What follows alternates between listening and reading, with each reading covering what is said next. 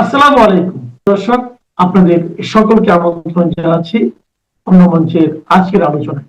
ওই যে বাংলাদেশে যে প্রসঙ্গটা বারবার বারবার আনা হচ্ছে যে শেখ হাসিনা দিল্লিতে থাকা অবস্থায় শেখ হাসিনাকে প্রত্যর্পণ না করলে ভারত বাংলাদেশ সম্পর্ক স্বাভাবিক হওয়া সম্ভব না।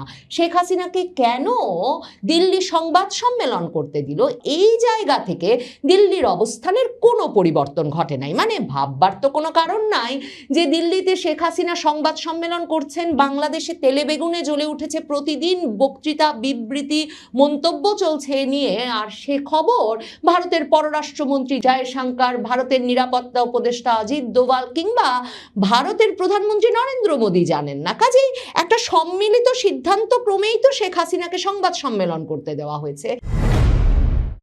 বড় বড় লোকদের বড় বড় বৈঠকের কোন ঘটনাটি আপনার আমার সামনে প্রকাশ করা হয় আর কোন ঘটনাগুলো প্রকাশ করা হয় না, সেটা বরাবরই ভীষণ রকমের তাৎপর্যপূর্ণ। এ দফায় যখন বাংলাদেশে নিযুক্ত ভারতের রাষ্ট্রদূত দীনেশ ত্রিবেদী তারেক রহমান বাংলাদেশের বর্তমান প্রধানমন্ত্রীর সাক্ষাৎ অবশেষে তিনি বাংলাদেশে পৌঁছানোর 2 মাস বাদে এসে পেলেন এবং ওই একই দিনে তিনি স্বরাষ্ট্রমন্ত্রীর সঙ্গে সাক্ষাৎ করলেন। এর আগের দিন দ্বিতীয় দফায় বাংলাদেশের পররাষ্ট্রমন্ত্রীর সঙ্গে সাক্ষাৎ করলেন এবং বাংলাদেশের পররাষ্ট্রমন্ত্রীর সঙ্গে যেমন 25 মিনিটের মতো একান্তে বৈঠক করলেন, পারিষদবর্গকে ঘর থেকে বের করে দিয়ে, ঠিক তেমনি বাংলাদেশের প্রধানমন্ত্রীর সঙ্গেও তার একটা একান্ত বৈঠক অনুষ্ঠিত হলো, একটা আনুষ্ঠানিক প্রকাশ্য বৈঠকের পর। এবং তারপর পরই তিনি সরাসরি দিল্লিগামী প্লেনে চেপে বসলেন। বাংলাদেশ ভারতের সকল সংবাদ মাধ্যমে সে খবর এলো যে বাংলাদেশের প্রধানমন্ত্রী তারেক রহমানের সঙ্গে বৈঠকের পর দিল্লি যাচ্ছেন দীনেশ ত্রিবেদী। আর গতকালকে মানে প্রধানমন্ত্রী তারেক রহমানের সঙ্গে বৈঠকের পর দিনই তিনি প্রধানমন্ত্রী নরেন্দ্র মোদীর সঙ্গে সাক্ষাৎ করে বাংলাদেশে প্রধানমন্ত্রী তারেক রহমানের সঙ্গে তার কি কথা হয়েছে সেগুলো সুস্পষ্টভাবে তুলে ধরলেন। শুধু তাই নয়, সেই খবরটা রীতিমতো ইন্ডিয়ান হাই কমিশন ঢাকা, বাংলাদেশের ভারতীয় দূতাবাসের যে এক্স হ্যান্ডেল, সেখান থেকে ছবি দিয়ে যেমন প্রকাশ করা হলো একেবারে একান্ত বৈঠক প্রধানমন্ত্রী মোদী আর দীনেশ ত্রিবেদীর মধ্যে। এবং সেই খবরটা ছবি সহ ভারতের শীর্ষস্থানীয় কূটনৈতিক সংবাদদাতারা, বিভিন্ন সংবাদ মাধ্যমের তারা এক্স হ্যান্ডেলে একের পর এক ছবি দিয়ে প্রকাশ করতে থাকলো। ভারতীয় হাইকমিশন তাদের এক্স হ্যান্ডেলের পোস্টে স্পষ্টভাবেই জানিয়েছে যে বাংলাদেশ নিয়ে এই দুজনের মধ্যে আলাপ হয়েছে। প্রধানমন্ত্রী মোদীর কাছে দীনেশ ত্রিবেদী দিক নির্দেশনা চেয়েছেন যে কি করে বাংলাদেশের সঙ্গে বহুমুখী সম্পর্ক এবং একটা জনঘনিষ্ঠ সম্পর্ক তারা এগিয়ে নিতে পারেন, ভারত এগিয়ে নিতে পারে। তার মানে বাংলাদেশ ভারত সম্পর্কের যে জটিলতা নিয়ে গত কিছুদিন ধরে বিশেষভাবে আলাপ হচ্ছিল, মানে 5ই আগস্ট শেখ হাসিনাকে ভারত আন্তর্জাতিক সংবাদ মাধ্যমের সাংবাদিকদের সঙ্গে একটা সংবাদ সম্মেলন করতে দেওয়ার পর, আর তার আগে থেকে যখন তারেক রহমানকে ব্রিক্স সম্মেলনে আমন্ত্রণ জানিয়ে রেখেছে ভারত, আর ভারতে আদৌ বাংলাদেশের প্রধানমন্ত্রী যাবেন কিনা তা নিয়ে কোনো সিদ্ধান্ত নিতে পারছে না বাংলাদেশের শীর্ষস্থানীয় পত্রিকাগুলো বারবার লিখছে কিছুতেই এই সময়ে ভারত যাবেন না তারেক রহমান। তখন এই যে প্রধানমন্ত্রী মোদীর কাছে ছুটে যাওয়া দীনেশ ত্রিবেদীর বাংলাদেশের প্রধানমন্ত্রীর সঙ্গে আলাপ করবার পর বাংলাদেশের সঙ্গে সম্পর্কটা এখন কোন দিকে যাবে তা নিয়ে আলাপ করতে, সেটা ভীষণ তাৎপর্যপূর্ণ। কারণ তার মানে এখন পুরোপুরি ভারত যা করছে, ভারত যা যা সিদ্ধান্ত নিচ্ছে, ভারত যার পক্ষে শক্ত হয়ে দাঁড়াচ্ছে, ভারত যে বিষয়ে কর্ণপাত করছে না, আবার ভারত যে আন্তরিকতায় তারেক রহমানকে ভারত সফরের আমন্ত্রণ জানাচ্ছে, এই সবগুলোই যে সরাসরি প্রধানমন্ত্রী নরেন্দ্র মোদীর নির্দেশনা ক্রমে, প্রধানমন্ত্রী নরেন্দ্র মোদীর সিদ্ধান্ত ক্রমে হচ্ছে, সেটা ভারত স্পষ্ট করে দিতে চায়। দেখেন, এই যে দীনেশ ত্রিবেদী একজন বর্ষিয়ান রাজনীতিবিদ, 70 তার বয়স, তিনি 2 দফায় ভারতে কেন্দ্রীয় মন্ত্রিসভায় দায়িত্ব পালন করেছেন, তৃণমূলের রাজনীতি করেছেন, জনতা পার্টি করেছেন, এরপর বিজেপিতে গিয়েছেন এবং বিজেপির পশ্চিমবঙ্গে নরেন্দ্র মোদীর সব সবচেয়ে আস্থাভাজন বিশ্বস্ত ব্যক্তিদের একজন বলে এই দীনেশ ত্রিবেদীকে মনে করা হয়। দীনেশ ত্রিবেদীর নিয়োগের পরেই কিন্তু ভারতীয় পত্রপত্রিকাগুলো লিখেছিল যে সম্ভবত নরেন্দ্র মোদী এমন একজনকে এই স্পর্শকাতর সময়ে বাংলাদেশে নিয়োগ দিতে চেয়েছেন যিনি সকল রকম আমলাতান্ত্রিক প্রশাসনিক জটিলতা দূরত্ব কাটিয়ে সরাসরি বাংলাদেশ ভারত সম্পর্কের বিষয়ে সরাসরি প্রধানমন্ত্রী নরেন্দ্র মোদীকে গিয়েই ব্রিফ করতে পারবেন, সরাসরি তার সঙ্গে যে কোনো সময় সাক্ষাৎ করতে পারবেন, এমনকি টেলিফোনেও সরাসরি তাকেই মানে প্রধানমন্ত্রী নরেন্দ্র মোদীর সঙ্গে পরামর্শক্রমেই যে কোনো সিদ্ধান্ত নিতে পারবেন।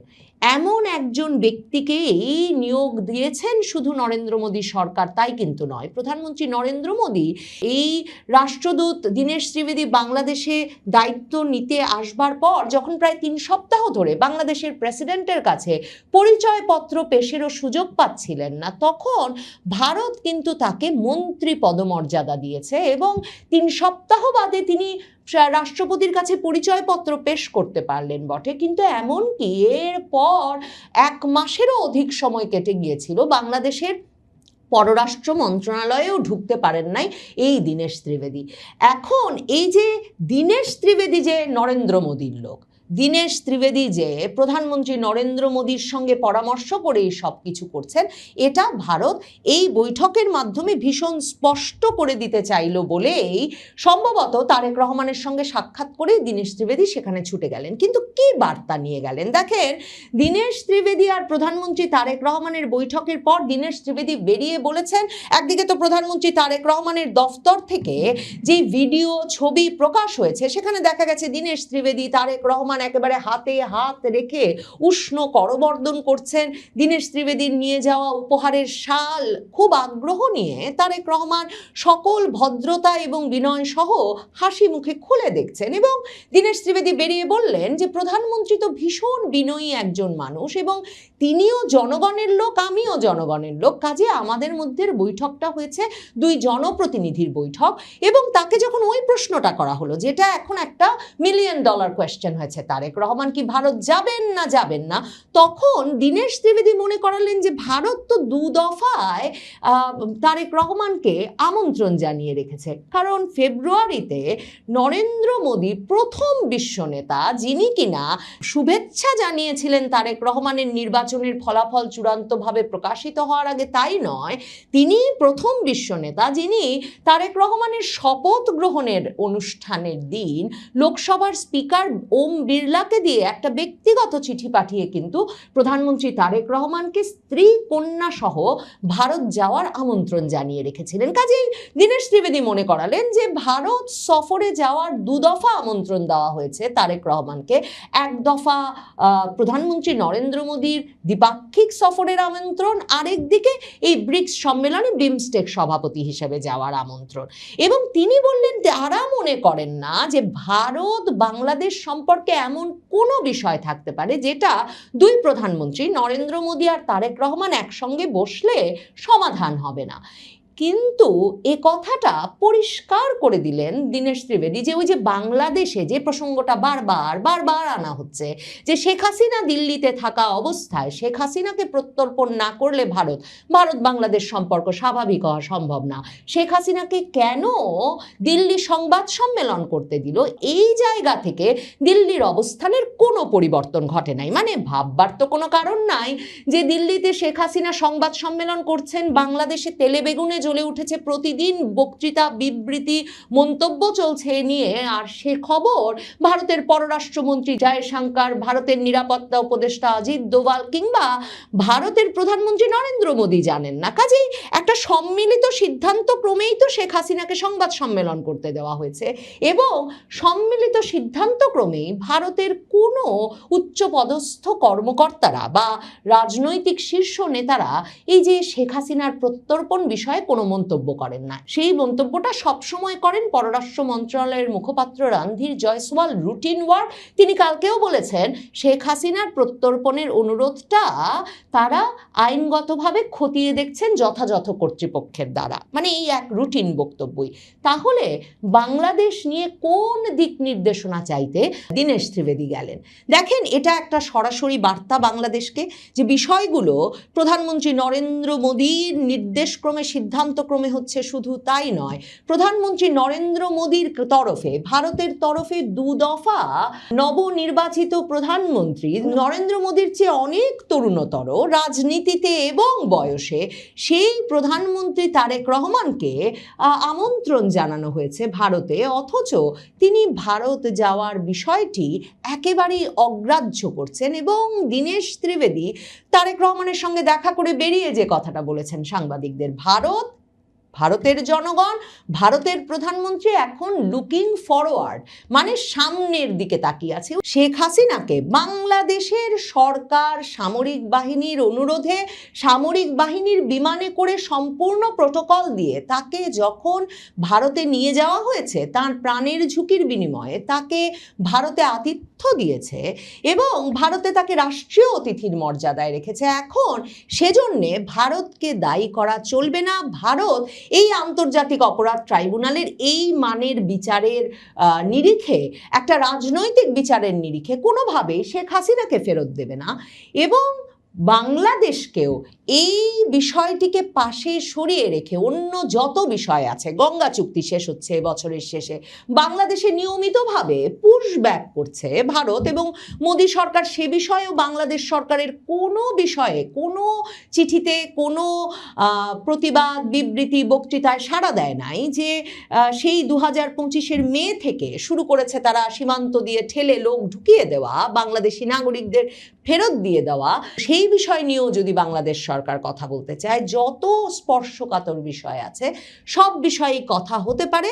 তবে শেখ হাসিনার বিষয়টা নিয়ে আপাতত কথা চলবে না, কিন্তু ভারত বরং সেই কথাটা বলতে চায় তারেক রহমানের সঙ্গে। এবং সম্ভবত ওই যে দরজা আটকে একান্ত বৈঠকে সে কথাগুলো হয়েছে, সে কথা বলতেই চিফ ঢাকা পৌঁছেছেন, সে কথা বলতেই দীনেশ ত্রিবেদী দরজা আটকে কথা বলার প্রয়োজন বোধ করেছেন যে ভারতের সঙ্গে তো তারেক রহমানের কথা হয়েছিল।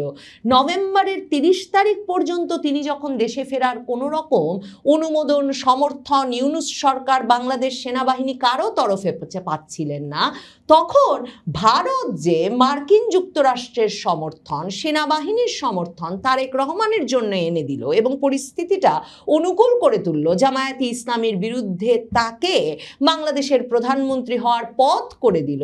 তাতে তো তারেক রহমান তাদেরকে এ কথা দিয়ে এসেছিলেন লন্ডনে বসে যত নেগোসিয়েশন হয়েছিল সেখানে, যে তারেক রহমান বাংলাদেশে একটা অন্তর্ভুক্তিমূলক রাজনৈতিক পরিবেশ সৃষ্টি করবেন, আওয়ামী লীগের ওপর থেকে নিষেধাজ্ঞা তুলে নেবেন এবং শেখ হাসিনার বাংলাদেশে ফেরবার ব্যবস্থা করবেন যখন আওয়ামী লীগের রাজনৈতিক কার্যক্রমে নিষেধাজ্ঞা থাকবে না, এবং শেখ হাসিনাকে পূর্ণ নিরাপত্তায় ফেরানোর এবং দেশে ফিরলে পূর্ণ নিরাপত্তায় ন্যায় বিচার নিশ্চিত করার একটা ব্যবস্থা করবে। 4 জন ঊর্ধ্বতন ভারতীয় গোয়েন্দা কর্মকর্তা গতকাল রবিবার 9 আগস্ট দুপুর 2:56 এয়ার ইন্ডিয়ার বিমানে ঢাকা পৌঁছেছেন। বলা হচ্ছে তারা বাংলাদেশের ডিজিএফআই এর আমন্ত্রণে সেখানে গিয়েছেন। ডিজিএফআই মহানির্দেশক, আপনাদের হয়তো মনে আছে, গত মার্চ মাসে দিল্লি সফরে যান। সেই হিসেবে ভারতের গোয়েন্দারাও এবার ঢাকা এলেন। তো প্রায় 5 মাসের মাথায় তারা ঢাকা এলেন, 5 মাসের মাথায়। ঢাকার সূত্র বলছে এটা কোনো বিশেষ সফর নয়, এটা রুটিন সৌজন্য সফর। সৌজন্য এখন বলে কি কিছু আছে এখন দুই দেশের মধ্যে যে সৌজন্য সফর করতে হলো? সুতরাং সৌজন্য সফরের গল্প নয়। আর রেসিপ্রোকাল ভিজিট মানে আগে আমরা গেছি সেই জন্য এখন ভারত এসছে, এরকম ব্যাপারও নয়। কারণ প্রশ্ন উঠছে ভারত ও বাংলাদেশের মধ্যে সৌজন্যের ব্যাপারই নেই বর্তমানে। আর যদি রেসিপ্রোকাল ভিজিট হয় তাহলে ভিজিট করতে যারা এলেন ঢাকায় তাদের নাম পরিচয় গোপন রাখা হলো কেন? কেন ভারতের মিলিটারি ইন্টেলিজেন্স কর্মকর্তাদের সঙ্গে ভারতের রিসার্চ অ্যান্ড অ্যানালিসিস উইং, যেটাকে নাম সহজ কথায় নাম সেই রয়ের গোয়েন্দারা এই সফরে আছেন কেন? কর্মকর্তাদের নাম, পদ এবং তারা কোন কোন ভারতীয় সংস্থার প্রতিনিধি কেন তা প্রকাশ করা হয়নি, এই ব্যাপারটি সবচেয়ে বেশি প্রশ্নের জন্ম দেয়। আর তার কোনো উত্তর কিন্তু প্রকাশ্যে পাওয়া যাচ্ছে না। ভারতীয় গোয়েন্দাদের এই ঢাকা সফর আদৌ কোনো রেসিপ্রোকাল ভিজিট নয়, কথা আগেই বলেছি। মার্চে ডিজিএফআই প্রধানের দিল্লি সফর একটি পটভূমি হতে পারে, কিন্তু 9 আগস্টের ভারতীয় নিরাপত্তা প্রতিনিধি দলের সফরের সময় গোপনীয়তা এবং পরদিন আবার তারেক রহমান, দীনেশ ত্রিবেদী মানে ভারতের রাষ্ট্রদূতের সাক্ষাৎ, তাদের মধ্যে বৈঠক, এই তিনটে যদি একসঙ্গে রাখা হয় তাহলে বোঝা যায় শেখ হাসিনার প্রত্যাবর্তন ও তার নিরাপত্তা নিশ্চিত করার জন্যেই ভারতীয় গোয়েন্দাদের এই ঢাকা সফর। আর এটাই যে সম্ভাব্য এই সফরের কেন্দ্রীয় বিষয়, এটা মানছেন আন্তর্জাতিক কূটনীতি বিশেষজ্ঞরা। যদিও ভারত এ ব্যাপারে মুখ খুলছে না, আর পরিস্থিতির চাপে বাংলাদেশ সরকার এতটাই বিমর্ষ ও বিপর্যস্ত যে কি বলবে ভেবেই পাচ্ছে না। কেন বলা হচ্ছে শেখ হাসিনার প্রত্যাবর্তন নিয়ে সব কিছু ঠিকঠাক করতে ভারতীয় গোয়েন্দাদের এই সফর, এবং একই সঙ্গে তারেক রহমানের সঙ্গে ভারতের রাষ্ট্রদূতের অত্যন্ত গুরুত্বপূর্ণ, এটা কেন? এটা আদৌ কাকতালীয় নয়, এই কী জন্যে সেটা এবার এখানে আলোচনায় আসা যাক। প্রথমত, হাসিনার ফেরার ঘোষণা নতুন নয়।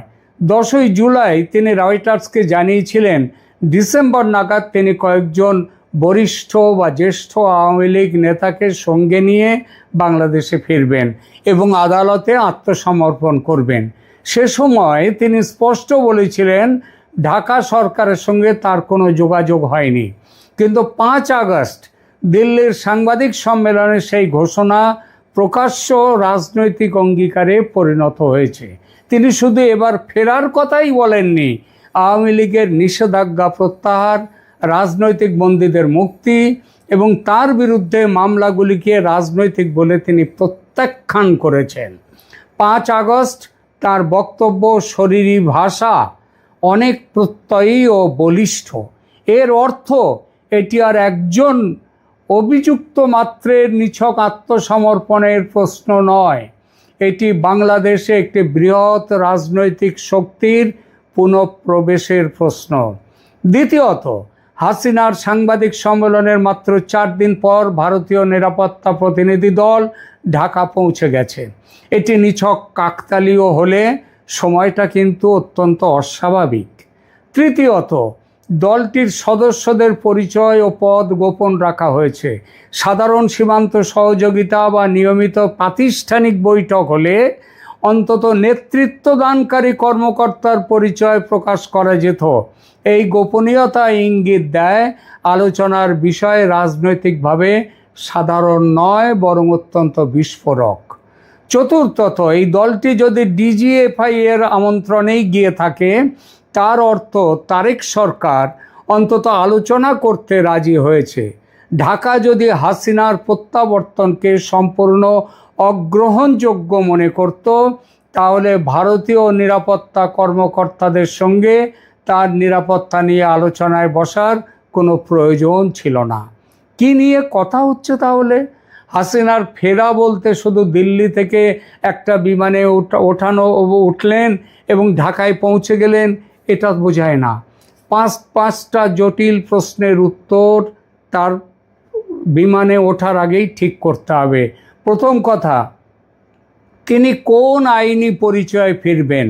স্বেচ্ছায় আত্মসমর্পণকারী অভিযুক্ত হিসেবে, ভারতের হাতে প্রত্যর্পিত ব্যক্তি হিসেবে, নাকি রাজনৈতিক সমঝোতার অধীনে প্রত্যাবর্তনকারী প্রাক্তন প্রধানমন্ত্রী হিসেবে তিনি ফিরবেন?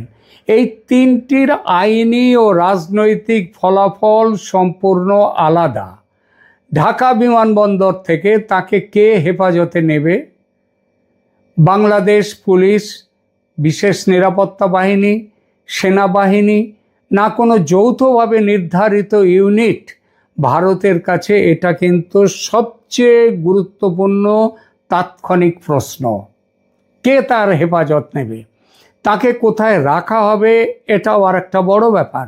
সাধারণ কারাগারে, বিশেষ সুরক্ষিত কারাগার, সামরিক নিয়ন্ত্রিত স্থাপনা যেমন ক্যান্টনমেন্টে, হাসপাতাল, না গৃহবন্দিত্ব? প্রতিটি বিকল্পের নিরাপত্তা ও রাজনৈতিক অর্থ আলাদা আলাদা। এরপর আদালতে হাজিরা ও মৃত্যুদণ্ডের কি হবে? হাসিনা মৃত্যুদণ্ডের মুখোমুখি।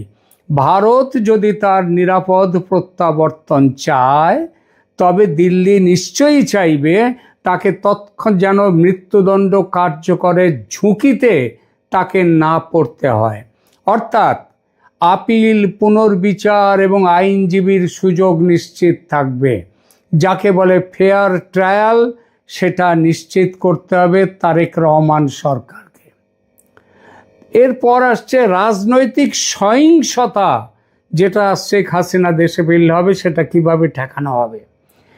শেখ হাসিনা দেশে ফিরলে বিমানবন্দর, আদালত ও কারাগার ঘিরে আওয়ামী লীগ সমর্থকদের বড়সড় জমায়েত হবেই।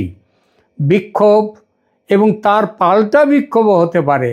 জামাত, এনসিপি বড় কিছু করতে চাইবে, সে প্ল্যান তারা করছে। এমনকি হাসিনার উপর হামলাও করে দিতে পারে তারা। তাকে বহনকারী গাড়ি বহরে আক্রমণ হতে পারে, কিংবা বন্দি দশায় তার ক্ষতির চেষ্টা হতে পারে। তেমন ঘটলে ঘটনা বাংলাদেশকে ভয়াবহ অস্থিরতার মধ্যে ঠেলে দেবে। অর্থাৎ ভারতীয় কর্মকর্তারা শুধু একজন ব্যক্তির দেহ রক্ষার ব্যবস্থা নিয়ে আলোচনা করছেন না, তারা রিটার্ন প্রোটোকল, যাত্রাপথ, হস্তান্তর, হেফাজত, আদালত, বাসস্থান, চিকিৎসা, যোগাযোগ এবং জনসমাবেশ নিয়ন্ত্রণ, এই সমস্ত নিরাপত্তা কাঠামো নিয়ে কথা বলতে ভারতীয় গোয়েন্দারা গেছেন ঢাকায়। নয়াদিল্লির সাউথ ব্লকে আর একটি প্রশ্ন খুব ঘুরপাক খাচ্ছে এখন, সেটা হলো ভারতীয় নিরাপত্তা কর্মী তারা কি হাসিনার সঙ্গে ঢাকায় যেতে পারেন? তাত্ত্বিকভাবে নিশ্চয়ই যেতে পারে। সীমিত সংখ্যক ভারতীয় নিরাপত্তা কর্মকর্তা বিমান যাত্রা, বাংলাদেশে পৌঁছানো, ঢাকায় সেখানকার অথরিটির হাতে তাকে পৌঁছে দেওয়া পর্যন্ত তার সুরক্ষা দিতেই পারেন। কিন্তু বাংলাদেশের ভূখণ্ডে তারা স্বাধীনভাবে সশস্ত্র নিরাপত্তা পরিচালনা করতে পারেন না। তার জন্য তারেক সরকারের স্পষ্ট অনুমতি এবং লিখিত কার্যবিধি প্রয়োজন, আর সেই ব্যাপারেও কথা বলতে এরা গেছেন। সুতরাং ভারতীয় কমান্ডো বাংলাদেশে নেমে হাসিনাকে নিরাপত্তা দেবে, এমন দাবি এই মুহূর্তে করা ঠিক হবে না। তবে জানা যাচ্ছে তারেক সরকারের অনুমতি নিয়ে ভারতীয় কমান্ডোরা যাতে শেখ হাসিনার সঙ্গে থাকতে পারে, সে ব্যাপারে আলোচনা করবেন ভারতের যে গোয়েন্দারা গেছেন তারা, এবং তাদের ফিডব্যাক নিয়ে তারেক রহমানের সঙ্গে এ ব্যাপারে কথা বলবেন ভারতীয় রাষ্ট্রদূত।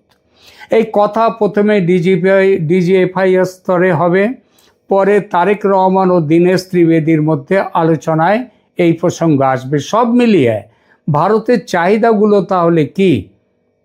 বাংলাদেশের একটি পরীক্ষিত বিশেষ ইউনিট তাকে গ্রহণ করবে। ভারতীয় লিয়াজো অফিসার্স তার নিরাপত্তা ব্যবস্থা পর্যবেক্ষণ করবেন। হাসিনার অবস্থান ও চিকিৎসা সম্পর্কে দিল্লিকে নিয়মিত তথ্য দেওয়া হবে। তার প্রাণহানি বা বেআইনি আচরণ না হওয়ার নিশ্চয়তা ঢাকাকে লিখিতভাবে দিতে হবে, এবং তারেকের সামনে এসব মেনে নেওয়া ছাড়া পথ নেই। কারণ আমেরিকা ও ভারত যৌথভাবেই শেখ হাসিনার ফিরে যাওয়ার ব্যাপারটা দেখছেন। আমেরিকার মত নিয়েই ভারত এই ব্যাপারগুলো তৈরি করেছে। সেটা ভালোভাবে বুঝিয়ে দিয়ে গেছেন বাংলাদেশকে সার্জিও গোর মাত্র কদিন আগে। ক্ষমতা গ্রহণের পরে ভারত তারেক রহমানকে সহযোগিতার সুযোগ দিয়েছিল, কিন্তু তিনি চীন ও পাকিস্তানকে সঙ্গে দ্রুত সম্পর্ক বাড়িয়ে দিল্লিকে দূরে রেখেছিলেন। সম্ভবত তার হিসাব ছিল ভারত শেষ পর্যন্ত নতুন রাজনৈতিক বাস্তবতা মেনে নেবে এবং হাসিনা প্রশ্নে পিছিয়ে আসবে। কিন্তু ঘটনা প্রবাহ উল্টো দিকে গেছে। ভারত হাসিনাকে প্রত্যর্পণ করেনি, তাকে দিল্লিতে প্রকাশ্যে সাংবাদিকদের সঙ্গে কথা বলতেও বাধা দেয়নি, যদিও বাংলাদেশ তার যথেষ্ট চেষ্টা করেছিল।